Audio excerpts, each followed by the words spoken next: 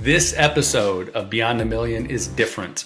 Beyond a Million is focused on sales, marketing, operations, technology, and taxation, and teaching people the tactics and strategies that work for high 7, 8, and 9-figure companies. Typically, we'll do a long-form interview, and by we, I mean I, will do a long-form interview with a badass entrepreneur, and usually we cross the lines between sales, marketing, operations, technology, and taxation, and get some of the entrepreneur's journey. In this episode, we're going to dive into sales in a very deep way. The reason for that largely is because I'm selfish and I'm in the middle of building out an outbound sales team. And when I am focused on something, I want to be entrenched in the material that I'm focused on. I want to line up the books, the videos, and my day-to-day around that thing to keep me focused. So if you want to focus on sales right now, this is an awesome way to do it. You'll hear 3 killer entrepreneurs that have done really, really impressive things in sales. They each have their own full-length Beyond a Million episode, but we narrowed in to focus on some key elements of the sales process that I think you're going to dig. Without further ado, Beyond a Million, a special sales episode. One of the things that has become true about, I think it's true for everybody, but in my world, we have a lot of sensitive data, right? We look at people's back-end financials. Sure. And so for 15 years, somebody tells me a story, then I see their financials. Somebody tells me a story, then I see their financials. And this keeps happening. And as Tony says, like, it doesn't take a genius. Eventually patterns emerge. Yes. Right? And so something has been internalized now. When somebody says something to me, man, my bullshit radar goes off. It's pretty sensitive. Yeah. Because I have enough data points to support that. And I think that's very true in sales in general. It is. I think you're far better off saying, I don't know the answer to that. Like, and by the way, that only works if you also are very good at what you do and very knowledgeable. Yes. If that's the answer all the time for everything, we have a problem. We have a problem. But if you can demonstrate that you know what you're talking about, it's totally acceptable to say, I don't know that specific. Yeah, and I would even take it one level further. Before you can demonstrate that you know what you're talking about, in the consultative sale, you need to be able to demonstrate that I understand what you need, right? Because what's really most important, like, these prospects will come to us for something that they think they want, right? But most often, the most effective thing that we can do is truly execute a questioning strategy to understand what they really actually need. One of the things that's perpetually fascinating to me is how people approach the sales process. In fact, when I interview anybody for a sales role, I ask them to break down the steps of a sale and walk me through their process. If they don't have a process or they stumble here, they're out immediately. Any good salesperson has the basic steps laid out, but there's nuance. Cole Gordon and Neal Tricarico both have trained thousands and thousands of salespeople, and they're both very analytical in their approach to the sales process. In this clip, they specifically break down the assessment of needs and how to bring a prospect to the point of raising their hand and saying, oh, just give me the stuff. I want to buy. I love it. It's super fascinating to me. And if you're building out a sales process, or if you have one and you don't have crystal clear analytics and crystal clear steps and scripts and language, etc., this is an awesome clip to hear how 2 rock stars in sales approach that process. Let's dig in. So pain is, do they have a problem? There's 2 types of problems. There's like, you have back pain, right? That's like an actual problem.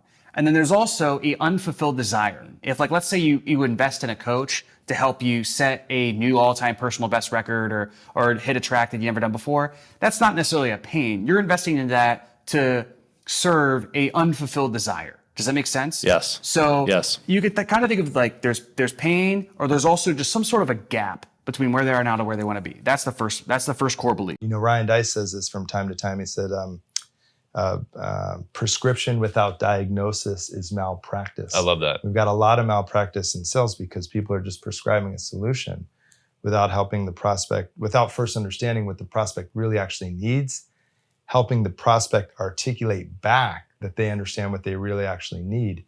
Then you don't have to close. You can enroll because you've got a client who's articulating understanding of what they need, a match of the solution that you're presenting, and you have enrollment. It preempts overcoming objections and all of it. Doubt is the reason why they just don't want to do this on their own.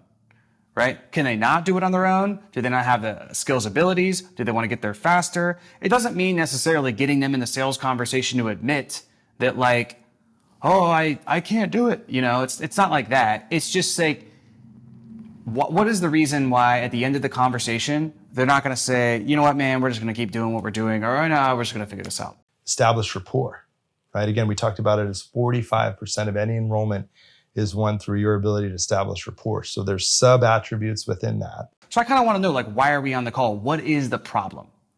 So we always have to start with the problem. You know, business is about solving problems. That's because when you solve a problem, you create value, and people exchange money for value. So if we know that to be true, sales is really just a demonstration we can solve a problem for somebody else. And if there's no problem, there's no sale. The third belief is cost. The pain of inaction, is it more than the pain in terms of time, energy, and resources of investing in your program? Price is only an issue when the value is not clear. So we have to uncover what they really actually want. 25% of the call is won through your ability to ask the questions that move someone from what they think they want to what they really actually need. So if I'm selling like a business offer, I have to know like, what are the, I just got to know like the basic stuff, right? So I'm going to kind of address the problem. Then I'm going to like, okay, I got this. Hold that there for a second. Then I need to know like, what's their business? What are they selling? What are the terms? What are the price points? How is like kind of their acquisition system working? What is like the business model? I just got to know the basics. That can take 2-3 minutes. From there, I'm going to dig a little bit deeper into the problem, maybe chunk down all these different things. Eventually, once I have a clear grasp of what the problem is, I'm going to ask, how long has this problem been going on for? So we have the pain. We're like, boom, we got it. Now we're going to stretch the pain. What have you tried in the past to fix this, if anything? And I'm going to ask a set of what's called solution-based questions. So solution-based questions are basically to assess what other things have they tried to do to fix the problem, right? I need to know this because if I'm selling an agency service, let's say their problem is lead generation. I'm an agency, done-for-you agency. Well, let's say they've had this problem for 2 years. I stretch it and I figure out, well, they've hired 3 other agencies. Well, I risk, if I just pitch them, they're immediately going to be like, yep, this is just like those other 3 that I did. So now it's like your ability to present the solution, but not pitch, your ability to tie the attributes or the benefits of your program or service back to what you diagnosed. So I need to figure out who they viewed in the past, what did they like about it, what they did not like about it. And I need to figure out all of that information about what went well, what went bad, what they were doing, so I can position what I'm going to pitch later on as the simultaneous explanation of why everything they tried in the past has failed and why this is going to be different. Learn how to tell an artful story riddled with great market data that positions you as an expert, and along the way, they'll go logically to make that decision. It's a journey through the brain. Because as soon as you introduce anything, it's freeze, fight, flight, faint, reptilian part. You go into mammalian, that's where you're out of time and space. That's all emotion. That's where all the NLP people, spend a lot of their time. And then you go to the neofrontal cortex, the most recent developed part of the brain, and that's where you have, high level thought. You're like, wow, I didn't know that. And anytime you introduce that to the frontal lobe, your brain's now saying, I now need to make a new decision. And if you're elegant enough to tell a story that'll set a buying criteria in your favor, they have to buy from you and no one else. And so if you just can understand some of those, what are unique selling propositions, how you can educate them around it, people logically want to then start making new decisions head in your direction. Now is the moment of truth in the conversation. Brad, I'm curious, why is this something you must do now? I'm basically pointing out that behavior and asking them to justify it to me in the form of why is that so important to you? Because obviously you've invested so much, you've tried so hard, you're on this call with me right now. Well, what has you keep it on? Keep it on. Like, what about doing this is so important to you now, though? And this is where we find out. If you articulate back to me in your own words why you must do it, you have enrollment. Both Cole and Neal basically said the same thing there, which is if you get to the end of the sale and you are wondering whether or not the prospect wants your product or service, you fucked up along the way. Neal uses the frame of enrollment versus sales. And Cole doesn't use that language, but he says essentially the same thing, which is stretch out the situation to figure out where the pain points are and let them sell themselves through the process. You're creating the container for them to sell themselves. When I was younger and I was dating women and trying to figure out life, not that stopped at all in these years, but I remember talking to a friend of mine And I would say, hey, at the end of a date, I get nervous when I go to try to kiss the person, and I'm afraid that they're going to say no. And he said, dude, if you don't know if they want to kiss you at the end of the date, it's just a no. And I think the same thing is very true of sales. If you're unsure by the time you get to the end of the process whether or not you've done a good job, you have not done a good job. You failed somewhere through the sales cycle. So this idea of enrollment is super, super powerful. Definitely something to take home. Ted Miller is coming up next. And Ted is somebody that I've known for quite a few years. And when you meet Ted, immediately you get the charisma and you can see why he's good at selling things. But as you get to know him better, you understand why he's good at not just selling things, but building sales teams in all environments. Ted, in this clip, is going to dig into some key things that I think are just mission critical with sales teams. And that is watching them perform and learning on the fly. And by the way, in no way does that mean that you should throw people to the wolves and have no structure. And that's what the beauty of this clip is. You'll get to hear some of the nuance of how Ted approaches training good salespeople and really what makes him good and what makes his teams good. I want the pattern, right? Yeah. I want the predictable selling system, and I want to run it to find out if it works. Yeah. Where's the structure versus the let the salesperson do the salesperson thing? A proven sales call is a proven sales call. Take a call that closed. If it's on Zoom and you record it in the cloud, you get the transcription for free anyhow. So you take the transcription. If you don't use scripts now, let that be the roadmap to guaranteed success. And if you're wise enough, you'll identify what was said that made it great, meaning this built rapport, this found needs, this built value, this created desire. So now you can have 10 different sentences to build value, 10 different open-ended questions to find a need. And you can really structure a script because the persona is going to be overlaid on top of the script. So I'm a huge advocate of scripts. Drive a lot of salespeople nuts. Their boss hired us to come tune them up, and we show up like rock stars and jam scripts down their throat.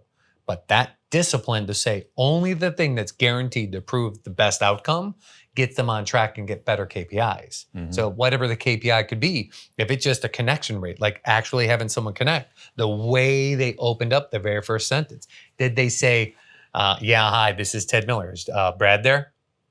They don't say that. Hey, is this Brad? Oh, hi. Like they failed to announce themselves and they took an inferior posturing. So I'm a big advocate for scripts, proven methodologies, but they're like, yeah, but I need to be myself, Brad. I mean, you're taking away my opportunity to let my personality out. Yeah, well then express your personality through the script. Because someone's going to respond.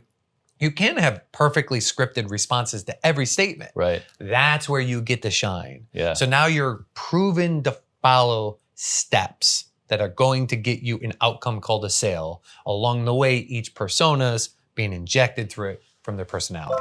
Whoa. I love that. Did you hear that? People use scripts so that you can be guaranteed to dial into the thing that will prove the best outcome. Just do it. Okay. Back to the episode. Test them on the 2 C's. If they don't have the 2 C's. What are the 2 C's? Compassion and confidence. If they don't score freakishly high as a compassionate human being and high in confidence, you're asking a pig to fly. Just stop asking pigs to fly.